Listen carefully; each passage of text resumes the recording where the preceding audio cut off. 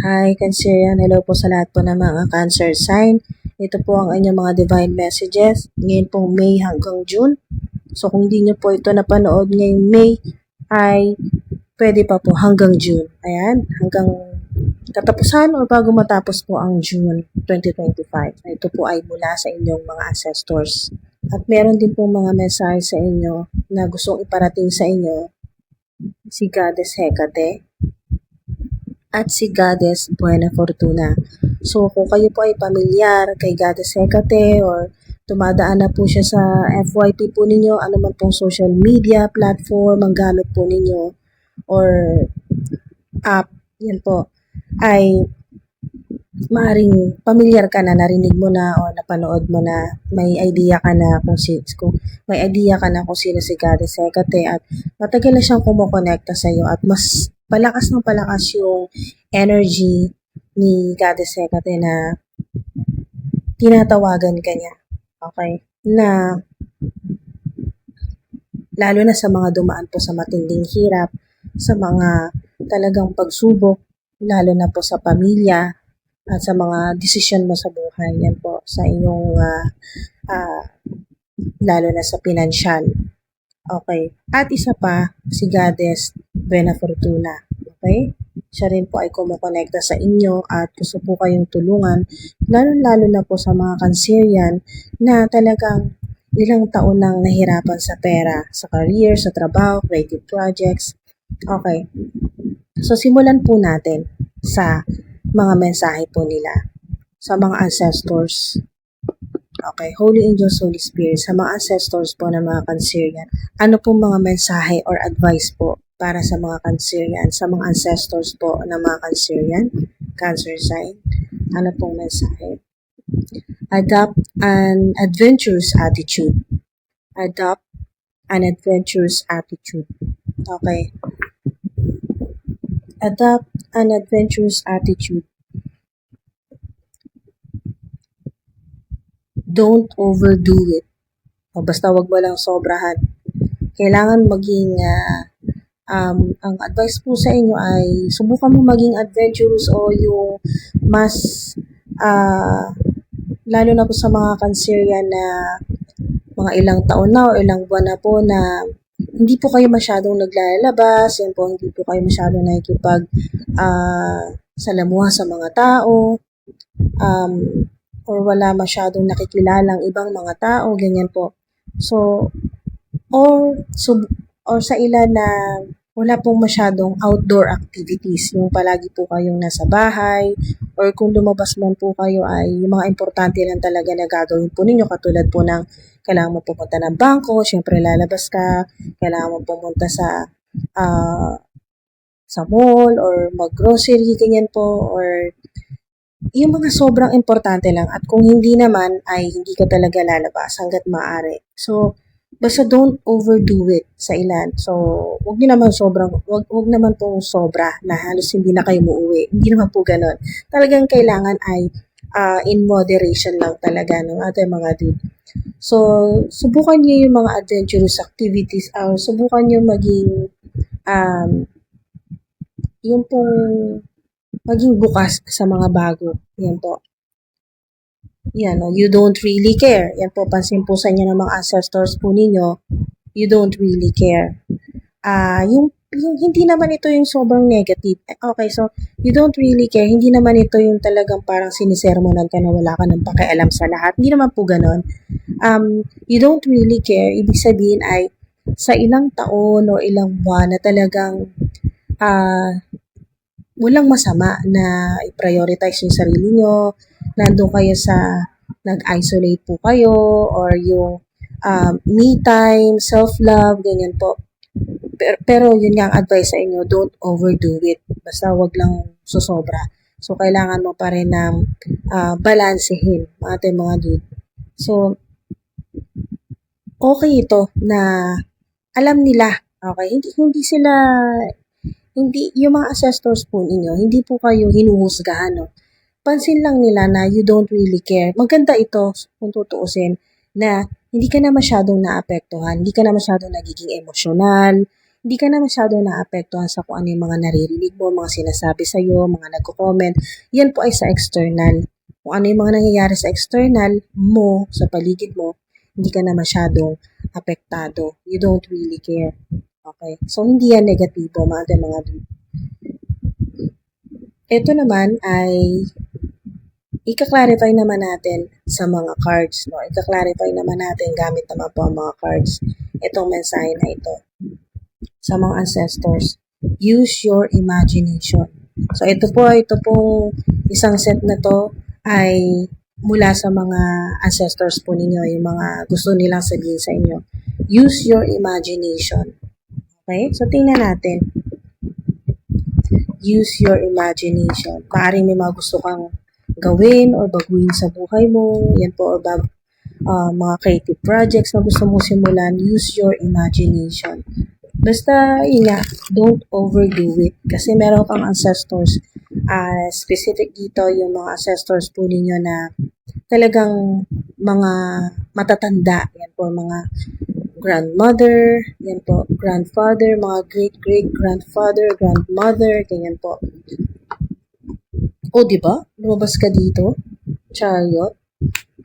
Cancer. Success, victory po yan.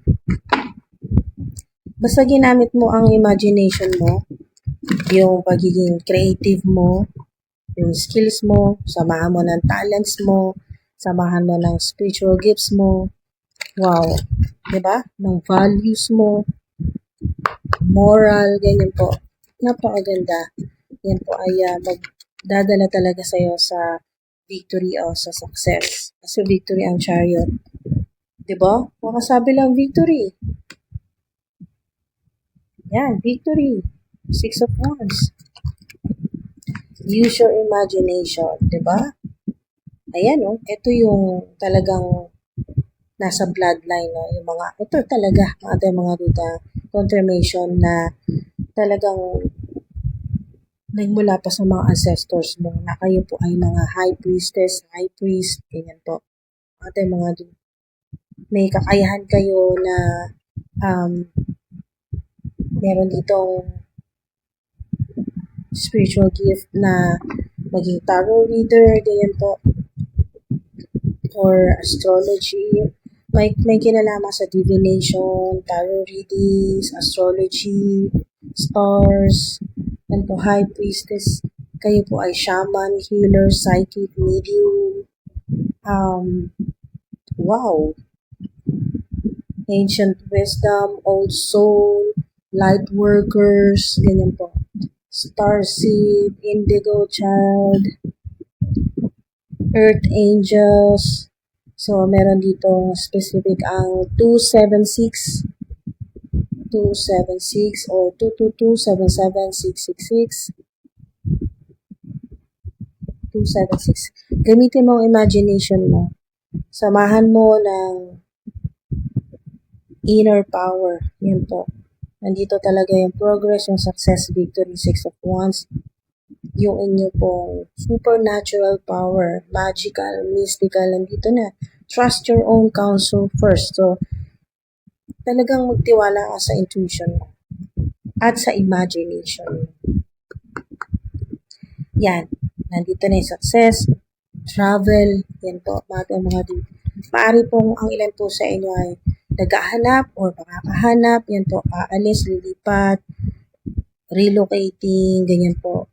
Lilipat ng bahay, makakahanap ng mas magandang bahay, apartment, ganyan po, lilipat sa mas talagang magiging masaya ka, komportable ka, magaan ang buhay, magaan sa pera, makakatagpo ka ng bahay or apartment or makakabili, yan po, or travel po yan, biyahe.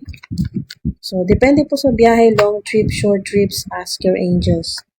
Diba? Naniniwala ang ilan sa inyo sa mga anghel, sa mga divine beings. Humingi ka sa mga anghel. There's something better. Talagang maibibigay sa'yo ang divine universe na mas maganda pa. So, mas malaki yan, bigger and better. Wait, diba? Hintayin mo lang, may malaking ibibigay sa'yo. So, tanong natin kung mga ilang weeks kaya itong hihintayin mo. Ito pong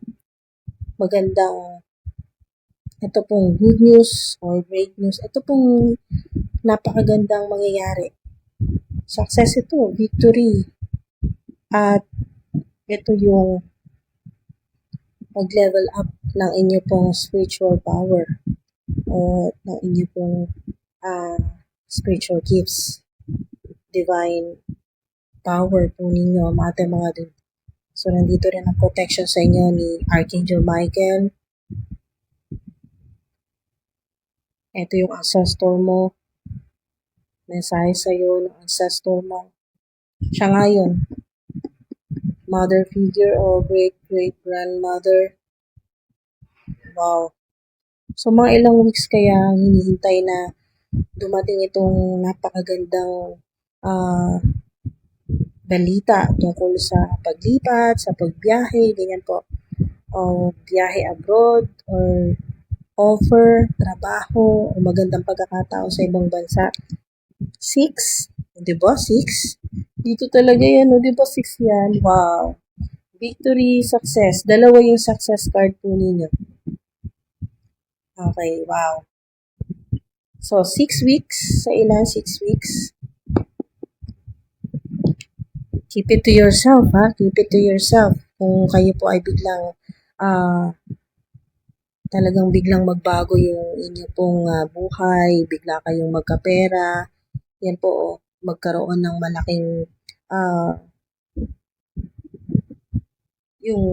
kasi sa mga sobrang nahihirapan nito ng mga Cancerian sobrang dami yung mga difficulties na napagdaanan. So, keep it to yourself. Keep it to yourself, mga dude. Dahil ang 6 ay June. So, may clue na kayo. May clue na kayo. Mga dude, nandito yung prosperity, yung success, victory po ninyo. 6 at 7. June, July. Hala, June, July. Maghihintay lang kayo ng sa ilan ay 6 weeks or 2 months. Basta pag may dumating sa inyo na napakalaking blessing, keep it to yourself. Wala munang pagkikwentuhan, huwag munang ipopost sa social media, sikretong malupit muna. Keep it to yourself. Ito po yung mensahe sa inyo ng inyong ancestor. Diba? Follow the advice of experts. Kung meron ka ginagawa, ano man po ito pong plano mo or binamanatas mo or tinatrabaho mo ng pasikreto dahil nga bigla kang nagiging successful dyan. Napakaganda niyan. Follow the advice of experts. So, may tulong pa sa mga experts yan po.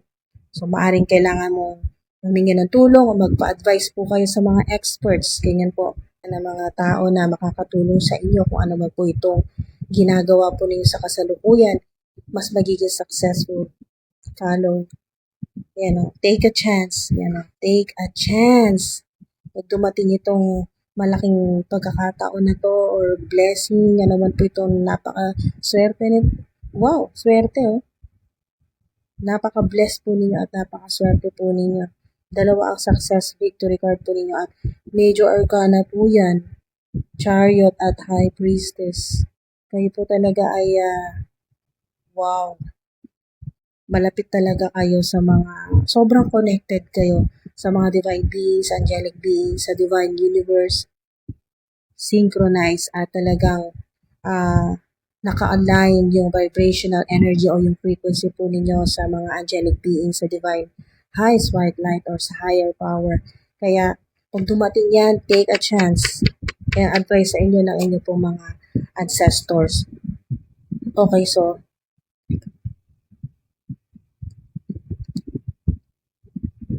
hindi tayo ng mga additional na mga mensahe. 777, napakaswerte po ninyo. May makaka-jackpot o mananalo ng malaki. Kung makita po ninyo yan, sa ilan merong pendant na 777, t-shirt, shorts na may number 777 or tattoo design na 777. Initial na B at J din po is napaka-specific. Perform a random act of kindness. Wow. Ikaw ito, lagi naman eh. Matik na to sa'yo eh. Napaka-natural na sa'yo talaga yung pong random act of kindness. Yung talagang, um, alam niyo yun, mga ate, mga dude. Yan po. Off cam, on cam, talagang may nakakakita man sa'yo or wala, mahilig kang tumulong, mahilig kang magsorpresa ng mga tao, kaya ikaw naman ang masosorpresa. O sorpresahin ka talaga ng Divine Universe. Hindi pa yan. Bukod pa yan dito sa hinihintay mo. As in talagang masosorpresa ka. Masosorpresa ka talaga. Be bold, don't be afraid to stand out. Kasi nga, kayo po ay nag-iingat. Nag-iingat kayo na ayaw nyo kasing makasapaw, yan po ayaw nyo masapawan ang iba. Pero be bold, yan po. Basta ipakita mo yung kakayahan mo. Huwag mo intindihin yung mga iisipin or sasabihin ng iba. Okay? Yan ang gustong sabihin sa'yo ng mga ancestors mo. Na be bold, don't be afraid to stand out, napakagaling mo, sobrang unique, napakaganda, napakagwapo mo. Lalo na sa mga social media influencers, public speakers, ganyan po, nasa entertainment, ganyan po natin mga be bold, don't be afraid to stand out. Okay? Kasi sa inyo po, di baling madiliman ka, basta may liwanag ang iba eh. Pero ngayon, ayan o, kailangan huwag ka nang mahiya. Ipakita mo yung galing mo. Dahil napakagaling mo eh. Ano, may mga star dyan oh. May mag-viral, may makikilala talaga. Makikilala ka. Ito yung sign, lalo na may dalawa kayong success cards dito. Chariot at Six of Wands. Public recognition to mga dude. Ayan oh. Public recognition kahit na wala ka talagang planong magpapansin, wala kang planong, hindi ka attention seeker eh. Ayaw mo nga na nasa iyo ang mata ng mga tao, pero hindi talaga maiwasan kasi yun nga sinasabi kasi may mga stars dito eh, nakasulat na talaga yan sa mga bituin. Kumbaga nakatadhana na talaga sa'yo na maging popular, ayun po magkaroon ng public recognition. Yung ginagawa mo in silence, i-reward ka ng Divine Universe na makikita ka ng lahat, ma-appreciate ka ng lahat. Hingi tayo sa mga ancestors po ninyo ng clarification. You know, don't be afraid to stand out. Listen more carefully, then you will know. Diba? Ayan o, pakinggan mo ang mga ancestor mo or mga ancestors mo. Ito yung sinasabi dito. Listen more carefully, then you will know. Malalaman mo talaga. Malalaman mo, wait ka lang. Malalaman mo, masosorpresa ka. Alright. Isa pa, hugot pa tayo ng isa pa dito. Ascending, di ba? Ascending. Wow. Yung mga obstacles, so mga problema po ninyo, mawawala na yan. Hindi nyo mamalayan, malalagpasan yung mga problema. Ayun o, you have success in the face of difficulty. Bagong direksyon sa buhay, magkakaroon ka ng talagang mas magiging determinado ka sa lahat ng gagawin mo, mas makakapag-concentrate ka sa mga ginagawa mo. Focus, yan po. Wow. Yan, marami kayong matututunan. Nandito yung expansion, learning, new phase, panibagong ito ng buhay mo. Na, wow, pataas ng pataas, no? Ascending. Ito na nga yun, yung kayo po ay magiging, yung pong may progreso. Yan po, may success, pataas ng pataas. Kumbaga sa posisyon po ninyo, pataas ng pataas. Tataas yung posisyon, yung trabaho po ninyo, yung ginagawa po ninyo, increase, ascending, basta pataas. Kung kayo man po ay nasa entertainment, social media, ganyan po, followers, subscribers, pataas ang pataas. Yan po mga napakaganda ng mga mensahe po sa inyo. Healthy choices, di ba? Self-love, self-care, being happier. Yan po. Yun nga eh. Yung pong ayaw ng mga enemies, ng mga haters po ninyo na nakikita kayong masaya. Hindi na pwede ngayon to. Okay? Mawawala na sila ng access sa'yo, huwag ka mag-alala. At mas makapag-focus ka na mas maging masaya na sa buhay mo. Wow. Diba? Napakaganda niyan. Okay lang, may sarili kang mundo. Kesa naman marami kang kasama, puro toxic naman, puro mga narcissistic. Na mga gagawin mo, lahat ng mga magiging decision mo, healthy. Okay. Blackout distractions, di ba? Blackout distractions. At yun, tinutulungan ka ng mga ancestors mo, ng mga angelic beings, si Archangel Gabriel, lalo na po kung kayo ay nasa social media, at kayo po ay nagsasalita. Yan po. Sa mga public speakers, yung nagsasalita po kayo sa harap ng maraming tao or sa camera, your life purpose and other priorities. Yan po mga dude. So, pwede rin po ito sa spiritual naman po yung calling. Yan po. Yung calling, yung tinatawagan ka ng mga angelic beings ni Archangel Gabriel para sa iyong mission. Your life purpose, purpose, di ba?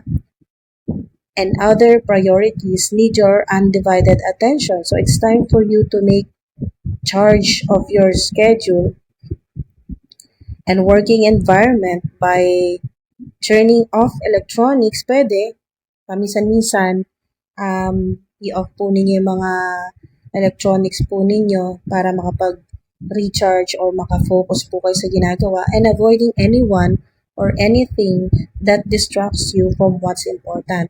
Kasi nga, di ba nabanggit dito kanina na mas makaka-focus ka sa iyong ginagawa.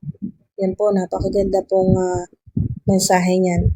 Wala na mga distractions. You already know what these distractions are, and you have the power to responsibly block them out. Ayan po. And you have the power to responsibly block them out. Diba? May power ka. Napaka-powerful mo. Napaka-magical, mystical. Yan po, may supernatural power kayo. Kaya, kaya niyong i-block yan, yung mga distractions na yan. Sino man yan, o sino-sino sila, o ano man po yan na distractions. Okay. So, tuloy na tayo sa mga mensahe naman po sa inyo ni Goddess Hecate at ni Goddess Vena Fortuna. Diba? Yes. Yes, yan. Ang tinutukoy dito ni Goddess Vena Fortuna at ni Goddess Hecate, ito pong success victory po ninyo. Kasi tumutulong sila sa inyo para sa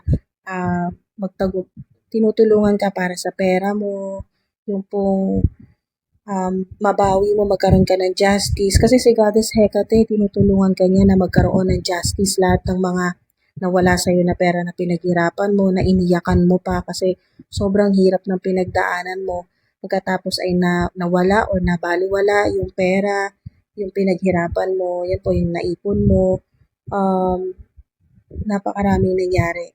Kaya, kailangan mo ng justice, yes, ibibigay yan sa'yo, tutulungan ka nila Goddess Hecate at ni Goddess Vena Fortuna. Si Goddess Vena Fortuna tumutulong naman po sa prosperity, abundance po ninyo. At si Goddess Hecate din po tumutulong din po sa pera. Basta po lahat po ng mga nagastos po ninyo, lahat ng mga bills, lahat ng mga binayaran po ninyo, yan po ay ibabalik naman sa inyo ni Goddess Hecate, multiplied naman po yan. Cleanse, malinis, cleanse, purified, at multiplied. Tandaan niyo po, babalik sa inyo in billions. In billions. Narinig niyo po? In billions. Ang sinasabi dito ni Goddess Hecate, babalik sa inyo in billions. Yan po, mga dude. Yes, yan. Okay. Ang galing ni Goddess Hecate, provided you say thank you. Okay? Basta may blessing na dumating sa inyo, thank you agad. Huwag niyo kakalimutan mag-thank you agad kayo kay God, sa Divine Universe, sa mga angelic beings, sa mga ancestors po niyo, at huwag niyo kakalimutan mag-thank you kay Goddess Hecate. Yes, yan. Provided you say thank you, yun lang gagawin mo. Thank you, huwag mo kakalimutan yan. At pati na rin po si Goddess Vena Fortuna. mag-thank you ka kahit 3 beses. Thank you, thank you, thank you, Goddess Plena Fortuna. Sa kung ano man yung minamanifest po ninyo. Kung ano man po itong regalo o sorpresa na hinihintay mo or yung biglang dumating po sa inyo, yung kayo po ay masosorpresa. Wow, mga dude. Lumalalim na lumalalim. Okay, so may mensahe sa inyo dito si Goddess Hecate. That would be a waste of money. Maring may iniisip ka sa kasalukuyan na maaring taliwas sa kung ano yung plano sa iyo ng Divine Universe. That would be a waste of money. Lalo na po sa meron dito na yung nagmamadali ka. Huwag kang magmamadali. Sinasabi dito ni Goddess Hecate, huwag kang magmadali na kailangan mo, na, yung meron dito na inalok ka ng napakagandang trabaho, pero kailangan mo magbayad ng, or ano man po itong offer sa inyo, pero kailangan mo munang maglabas ng pera. That would be a waste of money. Or iniiwas ka lang na ma-scam ka ulit, ganyan po. That would be a waste of money. Or kung ano man po ito na meron dito na mensahe sa inyo na nasa isip mo sa kasalukuyan, that would be a waste of money. Never. O, di ba? Ang galing, nakikipag-usap talaga si Goddess Hecate. Never. Ano man po yung nasa isip po niyo, sinagot niya agad. Never. Ano? Listen more carefully, then you will know. Okay, so then you will know. Pakinggan mo. Kasi parang warning ito or parang mga dude, iniiwas ka ni Goddess Hecate na masayang yung pera mo. Kasi ayaw niyang masayang yung pera mo. Maaaring nag-iisip ka ngayon, may plano ka, ano man po ito, mga dude. So, tanong natin. Listen more carefully kasi ang sagot niya dito. Listen more carefully, then you will know. Ano kaya itong malalaman mo? Ano kaya ito? Na kailangan mong makinig sa kanya.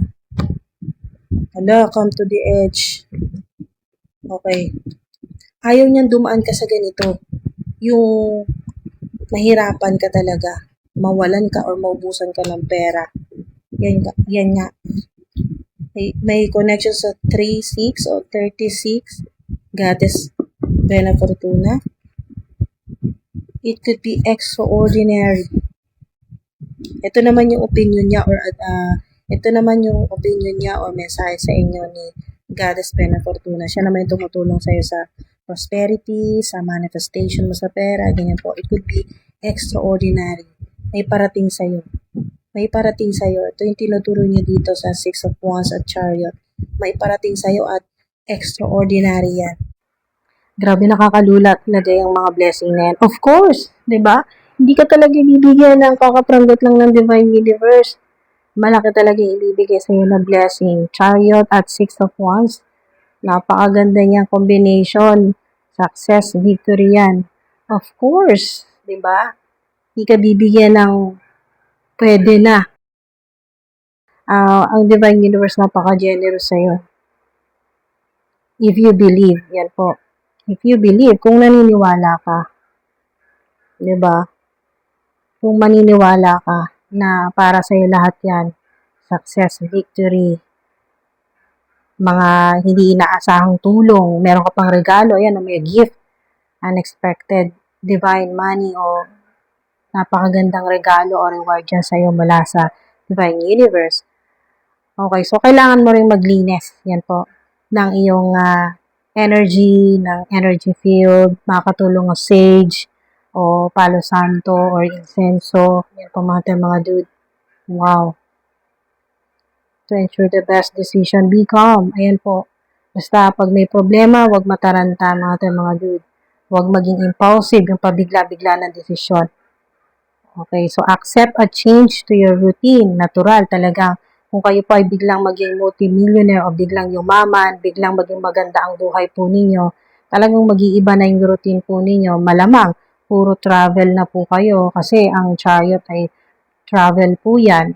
o makakabili ka na ng sasakyan. So, iba na yung routine mo. Hindi ka na sasakay sa mga public, alam niyo yan, mga public vehicle, ganun po. May sarili ka ng sasakyan. So, don't wait. Basta pag may dumating sa yung malaking opportunity, huwag ka na maghintay. Yan po, talagang gawin mo yung best mo. Yan po mga dude. At, wow, reprioritize what is important. So, magkakaroon ka ng realisasyon na alin ba yung mga dapat talagang unahin mo. Yan po, mga ipaprioritize mo. At syempre, unang-una para sa pag-upgrade ng career mo o ng abundance mo, no? Matanggap mo itong mga abundance. Yan po. Wow, magagandang opportunities, offer. Maraming salamat po mga dude. Ingat po kayo palagi. Thank you po sa oras at sa divine energy po ninyo. Ingat po.